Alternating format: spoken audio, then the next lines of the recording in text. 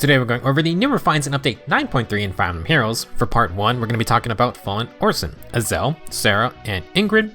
Part 2 is going to cover Ninja Levatine and the remixes from Mythic Elamine and Legendary Cheetah. We'll go over all the new skills and discuss some build ideas. Fallen Orson is a Lance Cavalier with decent HP attack and defense. He isn't the most optimized Cavalier, but this refine is going to boost all of his stats if you prefer a more balanced spread. Now the Bereft Lance got a few tweaks. It grants plus 3 defense and bonus stats during combat. The amount is based on the number of adjacent allies to Orson. If he is solo, Orson now gets plus 10 attack, speed, defense, and res. One adjacent ally is plus 8, 2 allies is plus 6, and if mostly surrounded he gets plus 4. In addition, Orson now always is neutralizing the foe's field boss and will get flat damage reduction equal to 20% defense. Previously, this weapon checked for allies within 2 spaces of Orson, meaning you couldn't even buff him up with 2 space drive buffs. The refine now only checks for adjacent allies, which is much easier to play around, and it adds bonus speed and res even if those aren't Orson's best stats. The low effect used to also be tied to positioning, but now it's always active. Brand new is that defense scaling flat DR. For the refine, every turn if above 25% HP, inflict minus 7 attack and defense and exposure on the closest foes and any foes within 2 spaces. If above 25% HP in combat, Orson gets another plus 5 stats, a free follow-up attack, and heals 7 HP after combat. Pretty basic support for more damage and taking less damage. Altogether, Orson can get plus 15 to all stats if solo. He also has low, flat DR, a free follow-up, and healing. This is a very jack-of-all-trades type weapon, and the bonus speed and res can give Orson some flexibility for builds. You can do a lot of mixing and matching, but here's some options for Orson. First, Momentum is still excellent for its cooldown effect and allows Orson to trigger 3 cooldown specials in 1 round. This can be no quarter for DR Piercing or good old Bonfire / Luna. Stacking the true damage part with exposure is nice, and you will have 2 free follow-ups in case the enemy can deny one of them. For some protection, Excel will grant flat DR along with the refine. If you prefer to get some percent DR, then Haze Slice is the new go-to. Its 40% DR is unpierceable and applies to all hits taken. This is great for the refine's flat DR, and you can add Excel. To still get 50% DR piercing though, you can run Haze Slice with Assault Force. Only from Harmonic Marissa, but hopefully we'll see the skill more this year. The nice part about Assault Force is that its true damage scales off speed or defense. Orson can go with the usual attack and defense focused skills, but this refine just gave him 15 speed to play with. This is a situation where something like Potent can be useful. Potent also has 30% DR, which is something Orson can use for mixed phasing. Keep in mind, Haze Slice also has -1 instant cooldown. Orson could trigger it if he doubles and doesn't run into guard. You could also pair this with Odd Defense Wave 4 to get no guard. If you prefer a speed build, then attack and speed Insight Hone can buff Orson and his teammates. Very solid for pure stats. The C slot can also be used for Alarm to get Kanto 1 access. This is great if you aren't going to use Emblem Sigurd or someone like the new Legendary Sakura. For other skills, Clash 4 is fine to neutralize debuffs, but Assault Force also does the same. Flirt Spare or Flow Guard 4 are fun, and then there's Fortifications to get distant counter in the enemy phase. Breath of Life 4 and Reopening can be used too if you're going to sack Brave Alphons anyway. For tuned X skills, sadly Cavaliers do not have the most specialized options. Guard Echo's okay, and Orson can get distant counter in this slot. Deathblow Echo isn't exactly the craziest for player face focused builds, sadly. Overall, Fallen Orson definitely is more fun with the Bereft Lance, though not OP or anything. The easier to make condition is great and opens up some speed or maybe more generalist builds. He also has some basic support debuffing. Not that I want to build a third attack and defense focused Sacred Stones Lance Cavalier after Kyle and Deuce was refined, but I think it's finally time to plus 10 my own Fallen Orson.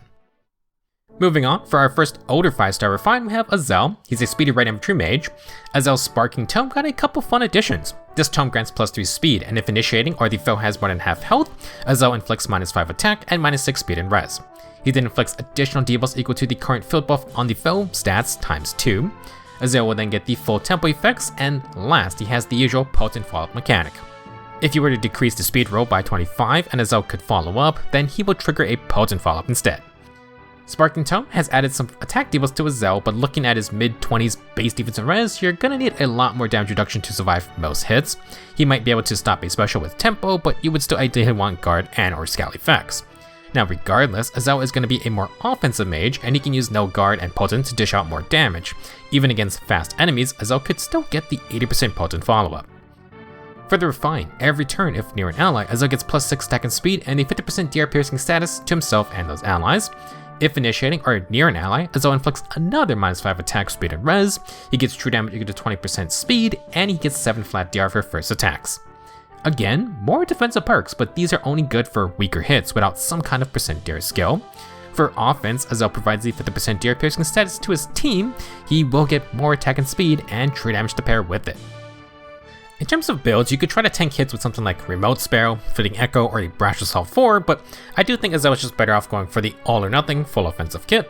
He wants no follow-up, so perfect attack and speed would be great, or you can use Magic no follow-up. Spring May is a 4-star focus unit coming with this on the next banner, so it's not a bad, cheaper option. Azelle would get 75% DR piercing on all hits too. Another option is Infantry no follow 4, good to pair with his attack and speed buffing and DR piercing status. Now, if you can keep the B slot open, Desperation would be nice since it would allow Azelle to trigger 3 hits in a row. The third hit is going to be weaker because it's potent, but extra damage is better than nothing. To get a special trigger, Azelle would need some cooldown to pair with no guard. Times Pulse would allow Luna or Flare to proc on the third hit, but that's only going to deal 40% of its original damage. If you have Flashing Blade or Flash Sparrow, Azelle can trigger these on the second hit for full damage. Now, if you want to stack Times Pulse with, say, the Sacred Seal or Echo version, then that's fine too. For other skills, Slice with Sparrow or Occultist Destroy can add more true damage. You could do Resonance, but Azelle already has DR Piercing. Instead of trying to get Desperation 4, Wind or Water Sweep are cheaper options, but you need no follow-up. Desperation and Sweep skills have their own individual counters. Now, if you did want to go for a more generalist stat-focused build, then there is always Defensive Res Oath or Pledge, and then Bonus Doubler. Maybe Guard Echo can help out with its small % DR effect. I wouldn't expect anything crazy though.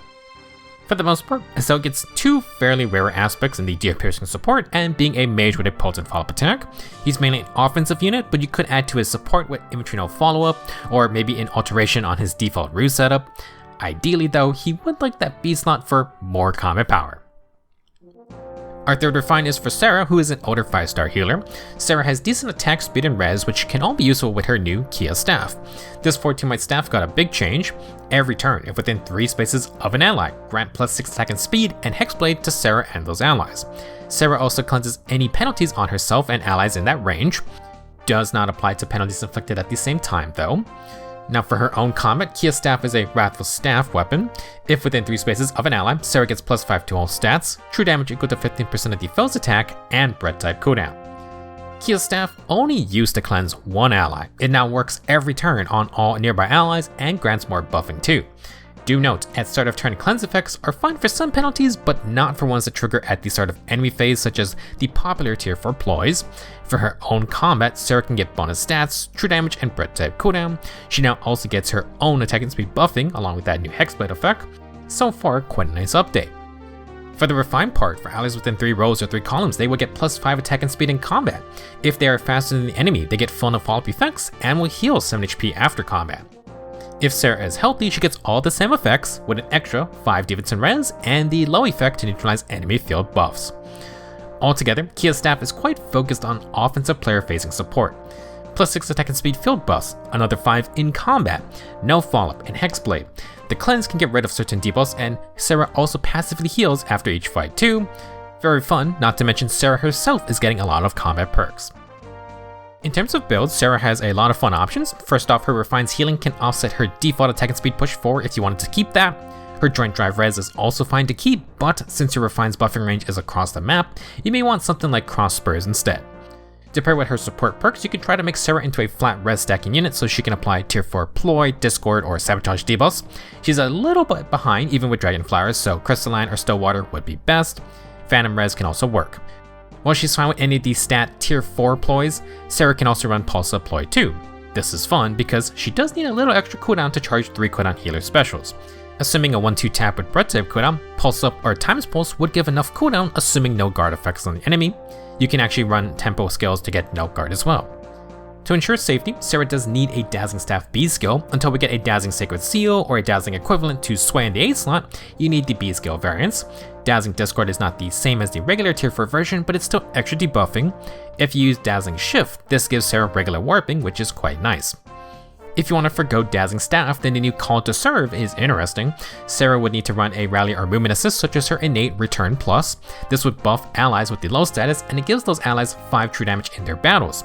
Combined with Ploy's exposure status, and that's a decent 15 true damage coming from your healer. Sara would also get her own true damage to add to her extra offensive power from the Refine.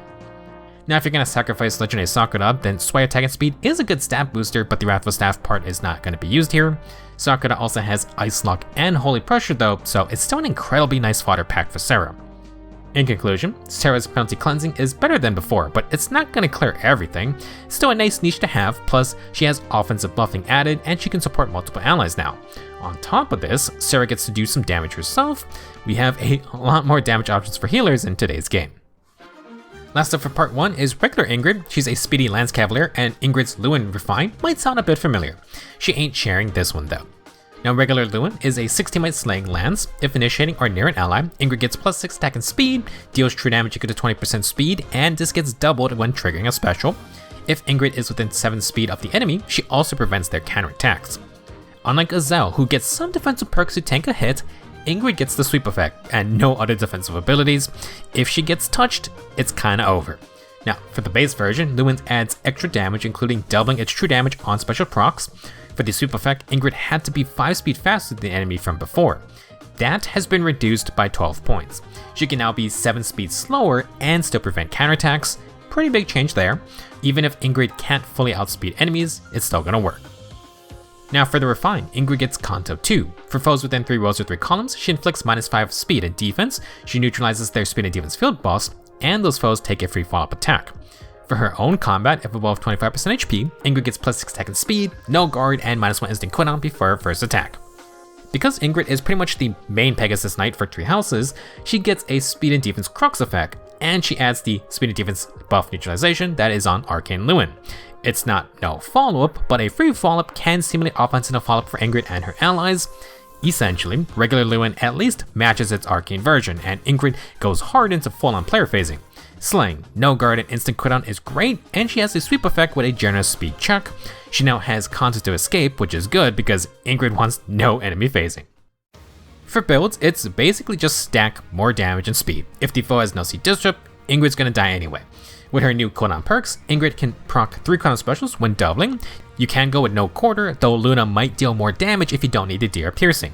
If you do go with Luna or other specials, then Assault Force can give Ingrid 50% piercing. She also would just have 40% speed as true damage now, and then that becomes 60% speed on the special hit.